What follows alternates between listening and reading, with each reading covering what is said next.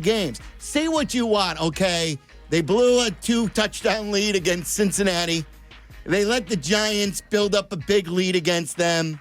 Find a way. And they let JJ McCarthy, who was awful, off the mat and come from behind a second time this season. But they still found ways in all three to still win the game. So, that's exciting. That's fun. How could you not be having fun with it? You are a football Scrooge if you can't have fun with that. Jeff Joniak, in the last 3 weeks, it's incredible.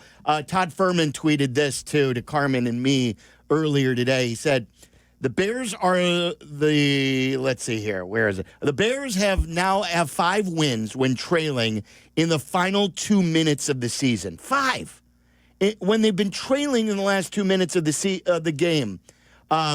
That's the most in a season in team history and the most by any team through 10 games in at least the last 45 years. Hence the reason why I describe myself as a euphoric realist. Yeah. I'm enjoying the hell out of it. I know what I'm seeing. You're not going to get seasons with this excitement like this often, 45 years in the entire NFL. They're not a finished product. That's why I said earlier, their record is ahead of schedule. But the team is right on track in the direction you want them to be. They're better coached, significantly better coached. There's a better vibe. There's a better culture in there. They're learning how to win. They are, to me, I don't know that this is the 2015 Chicago Cubs, but you know how you always talk about the year before or the ride up is the ride is the best. This is really fun. I think this Bears organization, and I'm not writing anything off this year, but I think this is a 2026, 2027 story where they're really they're 7-3 and we're they're pounding teams' asses right now. Yeah. Not winning in the final seconds any number of different ways. They're pounding teams' asses consistently in 2026 and 27. That's kind of what I mean. I'm not shortchanging them and what they've accomplished this year. But I think the record's a little ahead of them and who they are and where they're at. Their special teams are very up and down. Their defense, I give them all the credit in the world for taking the ball away. JJ McCarthy had the cleanest jersey in the NFL yesterday. There's nobody getting near him. I know one of the interceptions was thrown. Grady Jarrett did a nice job pushing his guy back into, JJ just kind of feels what's going around him better in the pocket. That throw is made differently, but they're not getting the consistent pressure that you would expect that would end up in all of these interceptions. It's just been fabulous in so many ways. But this isn't one of those things that is just a mirage that is going to go away. No. Better days, in my opinion, are ahead because of what they're doing and the foundation they're building with this coaching staff and finding players. I showed you there was a guy who did this stat it was on Twitter somewhere. I don't know who he was, and so his accuracy may be a little bit off, but what he tweeted is that the interior of the Bears offensive line this year has played 676 of 680 snaps together. Do you know how many different offensive line combinations this team went through in recent years? It was 20-plus. It was 20-plus all of last year. Yeah. They used 20-plus different combos, I believe, last year. From guard to guard, not even counting the development of Darnell Wright, him taking a step forward this year, and a yeoman's effort from Theo Benedict, who finds himself overmatched at times. They solved the interior of their offensive line to the benefit of a lot of people, including your young quarterback. Who, by the way, I heard what Ben had to say, and I think the question that you've asked now in consecutive weeks is Caleb ejecting the pocket haphazardly and too often and not letting plays develop? And is he not seeing guys then who are open? To which I've responded now for the second time, I don't believe he is ejecting the pocket haphazardly. And every quarterback is going to want a read or a play where he processed things incorrectly. It's almost impossible to be perfect on that front. And there are a few plays where you say, yeah, you could have done this or you could have done that. But most importantly, I don't think he's running around like a chicken with its head cut off for no reason. He's escaping when people are being dumped into his lap or he doesn't have the right vision. I think So you look at his stats and you say 16 of 32, 50% completion, no touchdowns, 4 carries, 26 yards. He had a quarterback rating of 68.9, was sacked twice. Does the completion percentage have to go up? Absolutely. Did he miss a few throws early in that game, especially? No doubt. I guess the way I would characterize this is Caleb's quote-unquote bad games aren't disasters. They're not, he's not making catastrophic mistakes. There's no boom goes the dynamite mistakes generally because he takes care of the football. He may miss some throws here or there. But I don't think he is carelessly just ejecting the pocket and trying to do everything on his own. I think legitimately yesterday was a difficult day for their offensive line. There was some pressure. I think, again, there are some things that you can clean up with him. There's no doubt. I think he's doing a better job with checkdowns. I said this to you guys in the office today as well. I don't think the tipped passes have been a problem the way they were earlier in the year. When you're 6'1", you've got to find a way to maneuver in the pocket to try to get the ball off before it gets tipped. On a couple of occasions, he threw a little sidearm shot to Smythe in the middle of the field on a little check down throw to the tight end. The receiver screen to Luther Burden was also one where he had to get it around a defensive lineman. I can't recall in the last 2 games that he's had a ball tipped. So he's making improvements there. He's making improvements with checkdowns. His deep ball accuracy isn't great. He did not get helped by his receivers at times as well because there were a couple of drops, especially over the middle of the field. As I said, I think that the best thing I can say is when he has a game that most would classify as not a great day, quote unquote, he's still keeping you in the game because he will make plays and he takes care of the football. They had 0 turnovers yesterday. Anytime you go on the road in a hostile environment, have 0 turnovers and 2 takeaways, you're going to be in the game. So he's taking care of the football. Needs to improve, but I think he's seeing the game more clearly, and I think everything is slowing down for him. I really do. I'm not telling you he's a finished product because he's not, but I'm comfortable with the progress I see from the kid right now. It's really good stuff. And a couple of points. To me, that was as good of an escape job as he's had since he's become a Bears quarterback. There have been many great Houdini moments, as Ben Johnson called them just last week. But like some of those, there was the one where he looked like he was dead. He got hit, and he looked like he was going to get sacked and tackled. And he somehow, and I was in the booth, and I yelled. It was the first time that I've yelled.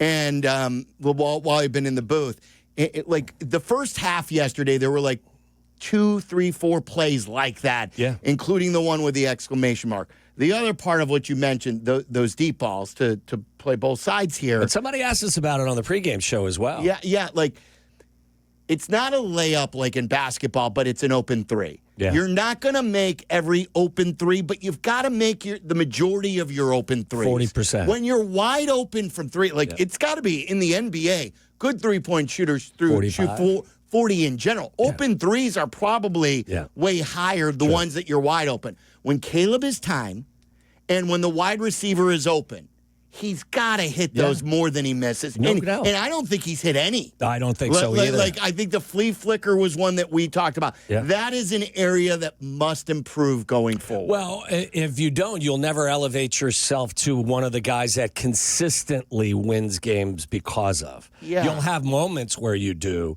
but you won't consistently be considered one of these top quarterbacks until you can be more accurate on some of these throws. I mean, there was another one where he got on the outside and Swift was running up the boundary and he threw it 10 feet over his head. But there are other moments where he makes really good decisions. Late in the game, he broke contain and Swift was like 10 yards in front of him and Caleb had about a 15-yard gain. It looked like if he would have run the ball and instead of throwing it to Swift because had it been Rome or somebody else, he throws it. Yeah. Knowing it's Swift, he knows I can bank 12 to 15 yards. I'm not going to take the chance that throwing it to Swift, he's going to drop it. And he makes the smart decision and gets what he can get the first down, gets out of bounds. So, like, you're seeing all, like, the games. Yeah, you're seeing the better decisions that are being made. But there's no doubt. I mean, I would tell you it's the first time this year that they went 3 and out in their first 2 drives. They hadn't done that all season long. between Caleb and JJ McCarthy in the first couple of possessions, that was bad. It was an overthrow festival. Yeah. And I mean, that's got to be better. And JJ's missing just throws that he could probably make in his sleep. He's probably pressing. He's probably thinking too much like Caleb was last year. It's that crowd yesterday wasn't as loud as normal Minnesota crowds have been. I haven't been at the new stadium till yesterday. I've been at the Metrodome. And they're usually a loud crowd, but we've always talked about Viking fans that they're front runners. When things are going really well, that place gets When things aren't going well, they were out for blood with JJ. And think about it. He's only played 5 or 6 games. 5 starts. 5 starts in his Vikings career, and they were and from the text messages that we were sending, the guys were telling me, I don't think the TV did it justice because the boos were the loudest moments from the Vikings crowd in the first 3.5 quarters until they scored those last 2 touchdowns. They were booing him so loud. I felt terrible for him. Yeah. I mean, look, it's a bumpy road, and there are moments like the final drive where he looks, fantastic, but the overall accuracy, JJ's struggling with it right now, and not just missing by a little, but by a lot. And to that point, that's the one thing that we're always going to keep looking at with regard to Caleb. And I think Carm mentioned it again today. His expected completion percentage is dead last in the league. Yeah, that's got to be His better. overall completion percentage is now dipped below 60%. He's 59.7. He's had 7 games this year where his completion percentage has been 60 or below. And it's not just that. The other thing is make sure that when you do complete passes in Ben's offense, because there aren't as many deep balls, I don't think, thrown in this offense. A lot of it is based on hitting your talented run after the catch targets in stride. So your accuracy is not just about your completion, but giving the ball to your talented weapons so that they can make more of it once they catch it. So, like with that said, I'm over the moon at how well he protects the football. And there is progress. There's just not taking as room many to grow. Sacks. Yeah. There's another story. Tangible improvement that we see. Yes. It's night and day. Enrique in Idaho, you're on ESPN 1000. What's up, Enrique? What's up, fellas? Hey, Silvy, I wanted to add, I'm on the same slump as you. I've been to the past 3 Bear games here, and I've witnessed losses. But no, I just want to talk about, I'm on board. I'm really excited. We finally have a product that's worth watching, and it's exciting. It's finally fun to watch. Yeah, as you should be. And Enrique, like I've told other people, it's not us, it's them. They didn't win for anybody. It wasn't because my kids or my family was it. It's a fun little ha-ha. I just gave you the stat. This is only the 6th time in the last 25 years they've been in first place this late in the year. That's not being in first place at the end of the year. This is this late in the year. 6 times. This is the 6th time. It's because they've been a bad football team. When's the last time a Bears team won 7 out of 8 games? I mean, that's probably been a while too, as well. Yeah. What, a 4-gamer and a 3-gamer win streaks. Rick in Knoxville, you're on ESPN 1000. What's up, Rick? Hey, gentlemen. How we doing tonight? We're good. Good. Loving this winning. I've been a Bears fan my entire life, and I really, really want to get excited. I do. But I just get so nervous. I feel like I've been here before. What I really wanted to get at with you guys, though, is Waddle, you've played for a lot of different coaches in your career. I like Ben Johnson a lot, but I also really like Matt Nagy. And so I have a hard time getting so excited. So where would you put Ben? Would you say he's closer to a Bill Walsh or a Ron Turner? And again, I want to get excited, but want your perspective on where is Ben Johnson at, and how excited can I get? I think his story is still being written. Let's go back to his days of guiding that Detroit offense to a top 5 ranking in yards and points for 3 consecutive years. Sure, you can tell me that he had a stacked squad. That's fine.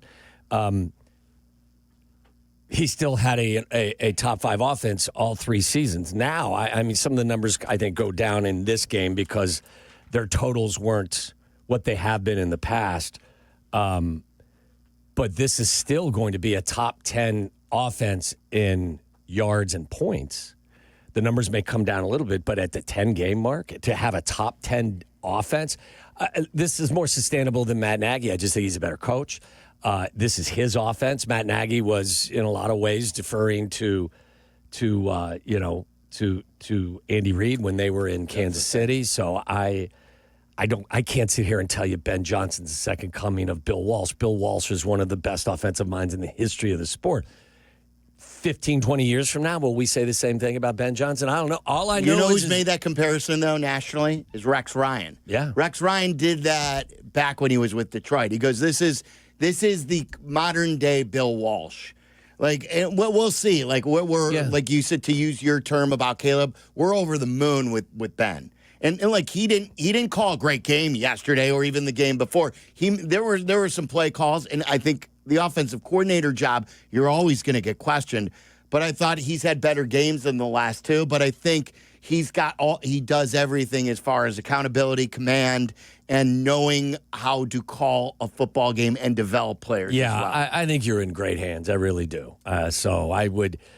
I wouldn't tell you that, I can't make the same claim that Rex can at this point. I mean, we're in the infancy here, but I think that you're in great hands with Ben Johnson, not just as a coordinator, but also as a head coach. Yeah, Ron Turner was only a head coach at Illinois, correct? He was only an OC in the NFL. Now, they did have their best year offensively in 95 under Ron Turner. Yeah. But this is different with Ben as an offensive coordinator, one of the tops in the league, and now becoming a head coach.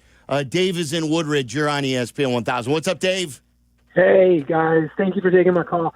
Man, I am choosing happiness, choosing optimism, choosing to be excited. I know I've been let down before, but I am ready to get on board. The only thing that makes me worried is the defensive rush line, is the pass rush. It's the one thing I just feel like they're just not getting any pressure. And even on a rookie quarterback like yesterday, he had lots of time. And you give any of these quarterbacks in the NFL that much time, they're going to pick you apart. You know, a really good discussion on this today was Yerk. For as much as he was complaining about not wanting to drive tomorrow with you, he broke down, on one hand, he told you the story about Jalen Carter watching the game last night. They were talking about Jalen Carter and how he impacts the game, and he only has one sack. And then Yurko was like, look, Montez Sweat has 4 sacks, and I think Dexter has 4 sacks. He goes, look, you have Jalen Carter over here with 1 sack, but he impacts every play, the way they game plan for him, the way you have to always be aware, the way he pressures you. He's constantly, even with those double teams, getting involved. And Yurko was like, even though they have the 4 sacks, whoever says, you know what we got to scheme up? We got to look for a way where Dexter doesn't hurt us today. No. You got to look for a way where Montez Sweat doesn't hurt you. Montez may get that 1 sack, but you don't feel Montez Sweat all game. You feel the good players all game. Max Crosby, how many times did you feel him when the Bears played him? Well, every snap in the first half. Yeah, like even when he's not getting sacks, you feel him. And by the way, that's a Vikings offensive line that's given up 34 sacks leading into yesterday's game, which was 3rd most in the league. So they have struggled to protect, whether it's Carson Wentz or JJ McCarthy. They've struggled mightily to protect their quarterbacks. And, yeah, I mean, they can talk as flowery as well. Forget it. Say it again, one more time. Flowery. Yeah. About their no defensive, LY, flowery. About their defensive lineup at Hallis Hall, but it's not good. It's not been good. Tom and it's Arlington. Not good, Charlie. Not good. Tom, I want to say that if this is the Tom that I'm thinking of, on Friday, I was disappointed that we didn't get a chance to talk longer because I had to leave to go to the airport from Minnesota. But thank you for coming out. I was just thrilled to see Tommy on Thursday night and see you on Friday, so we've made a visual connection. I'm very excited. Thank you for taking the call once again, guys. A couple things about the callers. We've been talking all season. You know how measured my enthusiasm has been since the preseason, after the first 2 losses. You're going to hear a different Tommy the Waddle disciple today. Our friend that was worried because is the coach Ron Turner or Bill Walsh? We talked about that last week. This is the guy. This is the guy who has changed the whole makeup of the team, and I'll mention that again a little bit in a second. But let me go to your point about Caleb. And, did he have a good game? Did he have a bad game? What game has he lost for us this year? Tommy, you mentioned no interceptions, minimal sacks, getting away. He is keeping us in the games, which leads to Ben Johnson, Caleb William keeping us in the game. Here's a throwback, and this is what I'll leave you guys with. Al Davis. Just win, baby. That's all that matters at this point. 7-3, top of the NFC North. Go Bears. Yeah, right. And that will change, obviously, where, in Philly, they're always talking about style points. Green Bay, they're talking about style points. Buffalo, they're talking about style points because the goal is to win the Super Bowl. At this stage of their build, just win. Just win these games. Yeah. And it's so much fun. Well, and again, that's why I said when you turn it over 0 times and take it away twice, you're always going to have a chance. And they're winning the turnover battle each and every Sunday. In large part, not just because they're taking it away, they lead the league in takeaways, but also because they're not turning it over. I think Caleb's got, 4 interceptions, and the team's got 1 fumble, I believe. I mean, it's been crazy how well they've taken care of the football this year. A few lines open for you on a Victory Monday, so if you want to jump in, now would be your time. 312-332-3776. The Bears win. They've won 7 out of 8. They've won the last 3 games in thrilling fashion. It's been one of those seasons that you'll remember going through it all the time. Who the hell knows where they're going?